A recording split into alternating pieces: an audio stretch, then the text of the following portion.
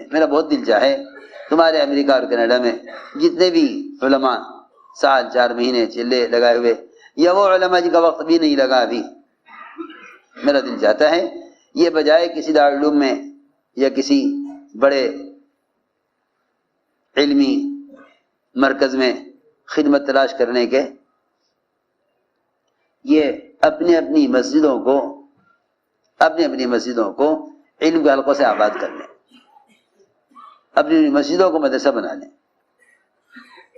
یہ اصل سنت ہے، یہ اصل سنت ہے، یہ اصل سنت تھی۔ ایک ایک صحابی ایک ایک ملک میں چلے گئے علم کو لے کر۔ تمہارے ملکوں میں علماء کا وجود اللہ تعالیٰ کی بہت بڑی نعمت ہے۔ ان سے عمومی استفادے کی جو سب سے بنیادی شکل ہے وہ مسجد ہے، اس لیے کہ مدارس کے داخلے کے تو بڑے شرائط اور اس کے لیے بڑی قیودات ہیں، لیکن اگر مسیح کے سطح سے علم سکھلایا جائے، عقائد سکھلائے جائیں، حلال حرام کے تذکرے ہوں، یہاں سے قرآن اور قرآنی احکام کی تعلیم دی جاوے، تو میں عرض کر چکا اتنا مؤثر ہے کہ یہاں کی تعلیم تربیت کے ساتھ ہوگی، اور یہاں کی تعلیم سے عام امت سے جہالت نکلے گی، عام امت سے۔ اللہ غریق رحمت کرے مولانا سلیم اللہ خان صاحب رحمۃ اللہ علیہ کو تحفۃ الائمہ ایسی کتاب لکھی، میں تو سمجھتا ہوں کہ ایسی اس زمانے میں ایسی بات وہی شخص کر سکتا ہے جس کو دو چیزیں حاصل ہوں، ایک صحابہ کی سیرت پر گہری نظر، اور اس کے مقابلے میں اس زمانے کا مروجہ نظام، زمانے کا مروجہ نظام، اور صحابہ کی سیرت کے علم کے لینے دینے کا کیا معمول تھا، اور مسجدیں علم کے حلقوں سے کیسے آباد تھی۔ ہم سب کی طبیعت اصل میں ظاہر کو اور حاضر کو دیکھ کر چلتی ہیں، ہم حاضر کو دیکھ کر چل رہے ہیں سب۔ جتنا رواج غالب آئے گا تعلیم اور تعلم میں اور سنتیں مغلوب ہوں گی، اتنا ہی امت تربیت اور دین سے دور ہوگی، کیونکہ مولانا علی اصا کا ملفوظ ہے کہ معلومات کا کوئی تاثر نہیں ہوتا، معلومات کا کوئی تاثر نہیں۔ جتنے بھی رواجی طریقے ہیں ان سے معلومات حاصل ہو سکتی ہیں، لوگ اسلام پر پی ایچ ڈی کرنے کو اسلام سمجھتے ہیں، حالانکہ اسلام پر پی ایچ ڈی غیر مسلم بھی کر سکتا ہے، اسلام پر پی ایچ ڈی غیر مسلم بھی کر سکتا ہے۔ وہ بھی کہہ دے گا قبر میں میں نہیں جانتا، کیونکہ اگر معلومات پر قبر کا سوال، اگر معلومات کی بنیاد پر قبر کا سوال ہوتا تو سب کے لیے قبر بہت آسان تھی، سب کے لیے قبر بہت آسان تھی۔ اگر واقعی قبر میں زبان معلومات پر چلتی تو قبر کے سوالات سے کوئی اتنا مشکل بنانا اور اس کے لیے اتنی تیاری کرنے کی کوئی ضرورت نہیں تھی۔ وہ تو صاف کہہ دیا کہ قبر میں زبان یقین پر چلے گی، معلومات پر نہیں چلے گی، قبر میں زبان یقین پر چلے گی، معلومات پر نہیں چلے گی۔ یوں دل چاہتا ہے کہ ہر مسجد تمہارے ملک کی وہ اس طرح علم کے حلقوں سے آباد ہو جاوے جس طرح مسجد نبوی علم کے حلقوں سے آباد تھی۔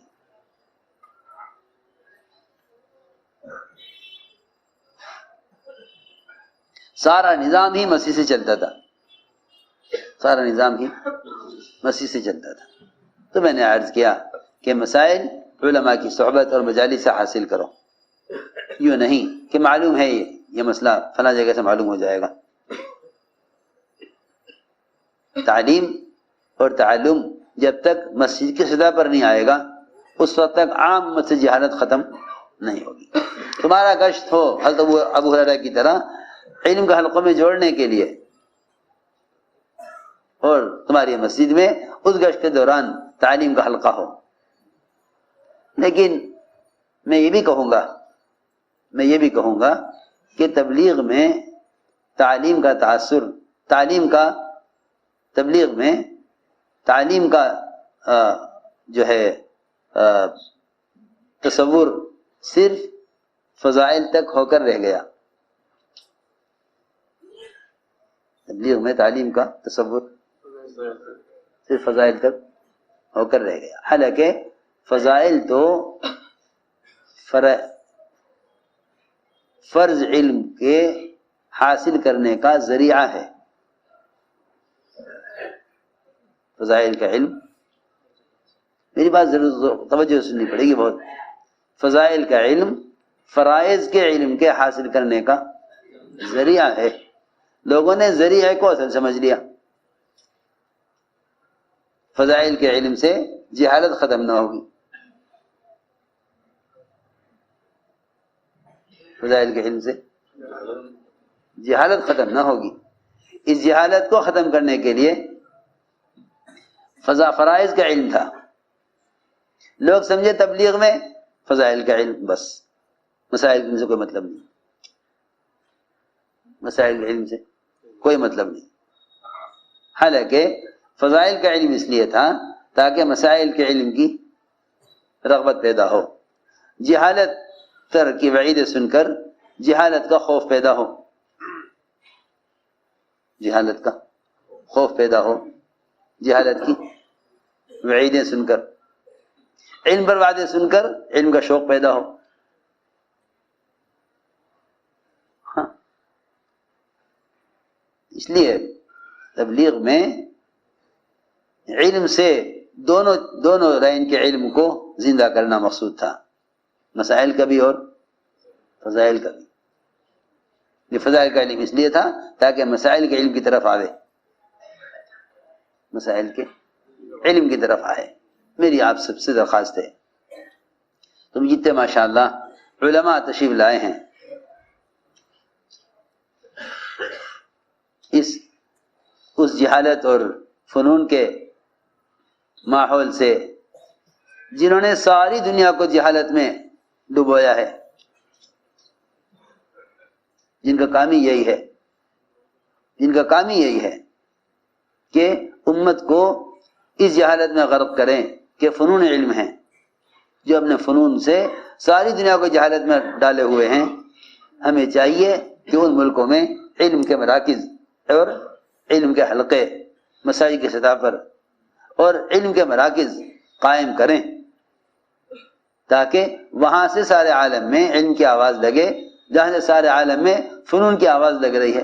لوگ اپنے اپنے ملک چھوڑ کر وہاں سے فن سیکھنے جا رہے ہیں. مجھے تو حیرت ہوتی ہے کہ دنیاوی لائن سے جو ڈگری وہاں سے لے کے آ جاوے وہ سب کو مقبول ہو جاتا ہے، وہ سب کے یہاں مقبول ہو جاتا ہے. جو آپ کے یہاں سے کیا لے کے آ جاوے دنیاوی ڈگری، وہ جہاں چاہے چلا جاوے، ہر جگہ مقبول ہے. مجھے بڑی حیرت ہوئی، میں نے کہا دیکھو تو صحیح، اگر کسی اور ملک سے ڈگری لاوے اس ڈگری کی حیثیت نہیں. ہاں، آپ کے یہاں سے کوئی ڈگری لے آوے، جس ملک میں چاہے چلا جاوے، سب ہر جگہ مقبول ہے، ہر جگہ مقبول ہے. کاش ایسا ہو جاوے. آپ علماء کی خدمات سے کہ آپ کے یہاں کے فارغین کی ڈگری وہ پوری دنیا میں چلے کہ بھئی ان کے مدرسے کا طالب علم ہے، ہاں جس ملک میں چلا جائے گا وہاں مقبول ہوگا. اور ہو سکتا ہے، میں سمجھتا ہوں کہ اللہ رب العزت کی مدد فنون کے ماحول سے علم کی آواز کو اٹھانے والوں کے ساتھ ان سے بھی زیادہ ہوگی جو علم کے مراکز اور علم کے ممالک میں رہ کر علم کی خدمات انجام دے رہے ہیں. جو علم کے ممالک میں اور علم کے ماحول میں رہ کر علم کی آواز لگا رہے ہیں، ان کے ساتھ وہ مدد اللہ کی نہ ہوگی جو فنون کے ممالک اور فنون کے ماحول سے علم کی آواز لگانے والوں کے ساتھ ہوگی. کیونکہ ان کے علم کی خدمات ان کے علمی ماحول میں ہیں، اور وہاں علم کی خدمات فنون اور اللہ کے غیر سے ہونے کے یقین کے ماحول میں ہوں گی. میں سمجھتا ہوں اللہ تعالیٰ جو مدد اور نصرت اس ملک میں رہنے والے علماء کی علمی خدمات پر کریں گے، وہ شاید علم کے استقبال کے ممالک میں خدمت کرنے والوں کی وہ مدد نہ ہو. اصل بات یہ ہے کیونکہ مجاہدہ مخالف ماحول کے عمل کو کہتے ہیں. مجاہدہ، ہاں میری بات کرو، مجاہدہ مخالف ماحول کے عمل کو کہتے ہیں. مجاہدہ جہاں عمل کا ماحول ہے وہاں عمل کرنا کوئی مجاہدہ نہیں ہے، بلکہ بعض مرتبہ دوسروں کو کرتا ہوا دیکھنے کی وجہ سے یا دوسروں سے ڈر کر آدمی عمل کر لیتا ہے کہ لوگ پوچھیں گے نماز نہیں پڑھی، پڑھ لیں گے. جی ہاں، جہاں عمل کا ماحول ہوتا ہے نا وہاں تو آدمی دوسروں کے سوال سے ڈر کر بھی عمل کر لیتا ہے. ریکنسٹرکشن آف جی ہاں، امہ لوگ پوچھیں گے markers.com. تو نہیں پڑھی. جہاں عمل کا ماحول نہیں وہاں عمل کا قائم کرنا مجاہدہ ہے. اس لیے میری سب سے درخواست یہ ہے کہ اپنی اپنی مسجدوں کو علم کے حلقوں سے آباد کرو. اپنی مسجدوں کو علم کے حلقوں سے آباد کرو. اصل بات یہ تھی کہ تم سارا نظام کائنات اپنی مرضی کے مطابق چلا سکتے ہو اگر مسجدوں کو مسجد نبوی کے معمول پر لے آؤ. ہم یہ نہیں کہتے کہ اشغال چھوڑ دو. عمر رضی اللہ تعالیٰ عنہ اپنے ساتھی کے ساتھ تجارت کرتے تھے، اپنے ساتھی کے ساتھ تجارت کرتے تھے حضرت عمر، اور دونوں نے طے کیا ہوا تھا کہ ایک دن تیرا مسجد میں ہوگا، ایک دن تیرا مسجد کا ہوگا اور ایک دن میرا بازار کا ہوگا. بازار کا مطلب یہ نہیں کہ مسجد کے اعمال چھوڑ کر نہیں، بلکہ علم کے حلقوں میں ایک پورا دن تو گزارے گا مسجد میں اور میں تجارت کے تقاضے دیکھ لوں گا. اگلے دن میرا پورا وقت مسجد کے لیے ہوگا، اگلے دن میرا پورا وقت مسجد کے لیے ہوگا، تو دکان کے تقاضے دیکھ لیجیے. اس تناوب کی وجہ سے یعنی باری باری دونوں تجارت دیکھتے تھے. اس تناوب کی وجہ سے ہی حضرت عمر کو معلوم ہو سکا کہ حضور اکرم صلی اللہ علیہ وسلم بیویوں سے ناراض ہیں. اسی نے آ کر بتایا حضرت عمر کو کہ عمر شاید حفصہ کو طلاق ہو گئی. اتنی بڑی بات حضرت عمر کو معلوم نہ ہوتی اگر ان کا ساتھی اس دن مسجد میں نہ ہوتا. اتنی بڑی بات کہ شاید حفصہ کو آپ نے طلاق دے دی، عمر تیری بیٹی تو نامراد ہو گئی کیونکہ حضور نے ازواج مطہرات کو طلاق دے دی. اتنی اہم خبر حضرت عمر تک پہنچتی نا اگر ان کا ساتھی اس دن مسجد میں نہ ہوتا.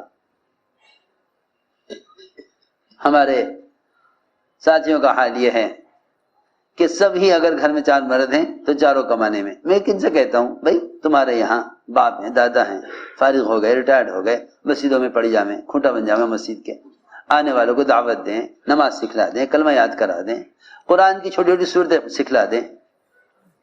بہت آسانی سے ہو سکتا ہے. ہر جگہ ریٹائرڈ لوگ موجود ہیں. وہ سمجھتے ہیں تبلیغ دین سیکھنے کے لیے ہے. میں نے تو سیکھ لی، جسے سیکھنا ہو لگ جاوے تبلیغ میں. تم اپنی مسجدوں کو کسی بھی طرح اعمال سے آباد کر لو، اللہ تعالیٰ سارے باہر کے نظام کو تمہاری موافقت میں پھیر دیں گے. یہ تھی بات. تو میں نے عرض کیا کہ یہ صحابہ کی ترتیب تھی. اشغال وہ چھوڑتے نہیں تھے. یہ خیال لوگوں کا غلط ہے کہ صحابہ نے اسباب چھوڑ کر اس کام کو کیا ہے. نہیں، ہم لوگ اسباب کا ترک کرانا نہیں چاہتے. اسباب کا ترک کرنا رہبانیت ہے. اسباب کو ترک کرنا رہبانیت ہے. اسلام میں رہبانیت نہیں ہے. اسباب سے امید رکھنا ناکامی ہے. ہم فرماتے تھے سبب سے کسی مسئلے کا حل کی امید کرنا، اور بلکہ فرماتے تھے اگر کامیابی حاصل بھی ہو جاوے تب بھی کامیابی کا دھوکہ ہے. سبب میں کامیابی کا نظر آنا کامیابی کا دھوکہ ہے. ایک صحابی آپ کی خدمت میں رہتے تھے اور ان کا بھائی تجارت کرتا تھا. وہ بھائی نے آ کے کہا کہ جی میں اکیلا کماتا ہوں اور یہ آپ کے پاس بیٹھا رہتا ہے. میں اکیلا کماتا ہوں اور یہ آپ کے پاس بیٹھا رہتا ہے. آپ نے فرمایا تجھے جو دکان پہ رزق مل رہا ہے اس کی وجہ سے مل رہا ہے جو میرے پاس ہے. یہ نہیں کہا اسے کہ تم بھی جا کے کماؤ، اسے یہ نہیں کہا کہ تم بھی جا کے کماؤ، تمہارا بھائی اکیلا کما رہا ہے. آپ نے صاف فرمایا روایت میں لعلک ترزق بہ، کہ تو یہ یاد رکھ کہ تجھے جو دکان پر رزق مل رہا ہے وہ اس بھائی کو ایسے مل رہا ہے جو میرے پاس رہتا ہے، وہ میرے پاس رہتا ہے، اس کے ذریعے سے مل رہا. تو میرے دوستوں عزیزوں، ایک محنت ہے، ایک محنت ہے مسلسل، ایک محنت ہے مسلسل، جس سے مسجدوں کے اندر علم اور مسجد کے اندر دعوت کا ماحول قائم ہو، اور ہر مسلمان کو کوشش کرتے رہو اسے جوڑنے کی. رفتہ رفتہ مسجد کے اعمال کے اثرات محلوں پر پڑیں گے، مسجد کے اعمال کے اثرات محلوں پر پڑیں گے. اس لیے عرض کیا کہ یہ اصل میں تربیت اور تعلیم مقصود ہے، کیونکہ تبلیغ سے صرف پیغام پہنچانا مقصود نہیں، امت کو اللہ کے فرائض کی ادائیگی پر لانا ہے. امت کے ارتداد سے بچنے کا ایک ہی ذریعہ ہے کہ امت فرائض کی ادائیگی پر آ جائے، امت فرائض کی ادائیگی پر آ جائے. اصل مقصد یہ تھا، دعوت دے کر فرائض کی ادائیگی پر لانا، دعوت دے کر فرائض کی ادائیگی پر لانا، پیار محبت سے سمجھا کر مسجد میں لے آؤ، نماز ادا کروا لو، نماز ادا کروا لو.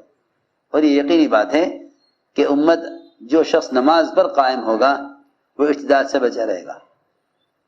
اس لیے کہ اسلام سے مسلمان کے نکلنے کا سب سے بڑا سبب نماز کا ترک کر دینا ہے. نماز کا ترک کر دینا یہ ارتداد کا سب سے بڑا سبب ہے.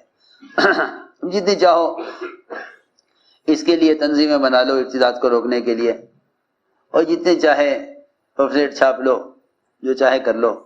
وہ تو جب تک دور صحابہ کی والے اعمال مسجدوں میں قائم نہیں ہوں گے اس وقت تک امت گمراہی سے بچے گی نہیں. وہ تو قرآن نے صاف کھول کے کہہ دیا کہ ہدایت یافتہ وہ لوگ ہوں گے جو مسجدوں کا اعمال سے آباد رکھیں گے. کیونکہ جتنا بھی امت میں ارتداد آئے گا وہ یا تو غیروں کے خوف کی وجہ سے آئے گا، غیروں کے خوف کی وجہ سے آئے گا، یا یہ کہ غیروں کے طریقے اور ان کے اسباب انہیں مطلوب ہوں گے تو یہ اسلام کو چھوڑ دیں گے. مسجد کے آباد کرنے والوں سے یہی دو وعدے ہیں، جو مسجدوں کا آباد کریں گے ہم ان کے دنیاوی کاموں میں فرشتوں کو مددگار بنا دیں گے. یہ بھی حدیث ہے، یہ بھی روایت ہے، دنیاوی کاموں میں فرشتوں کو ہم مددگار بنا دیں گے. لوگ کہ اگر یہ غائب ہو جائیں تو فرشتے ان کو تلاش کریں، ایسا ہی ہے نا روایت میں. جی ہاں، اور ان کی حاجت، ان کی ضرورت ہے اور فرشتے ان کا تعاون کریں، فرشتے ان کا تعاون کریں. سوچو تو صحیح، اگر غزوات کے میدان میں فرشتے انہیں تیر پکڑا سکتے ہیں تو بتاؤ تو صحیح جو مسجدوں کا اعمال سے آباد رکھیں، ان کے کارخانوں میں، ان کے دنیاوی تقاضوں میں، ان کی بازاروں، ان کی دکانوں میں، ان کے دفاتر اور ان کے دنیاوی کاموں میں کتنے فرشتے کام کرتے ہوں گے. مگر ابھی تو تم سب امریکہ کینیڈا والوں نے یہ سوچا ہوا ہے کہ میں تو کیونکہ دفتر کا ملازم ہوں میں تو یہ کام کر نہیں سکتا. ارے بھائی تو اگر یہ اس کام والا بن جاوے تو فرشتے تیرے کام میں لگ جائیں، فرشتے تیرے کام میں لگ جائیں.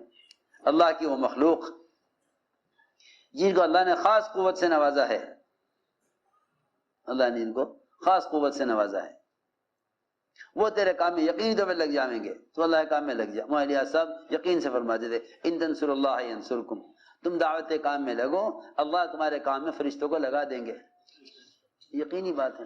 مگر جہاں یہ دلوں میں بات بیٹھی ہوئی ہو کہ ہم نہیں کر سکتے کیونکہ ہم ملازم ہیں،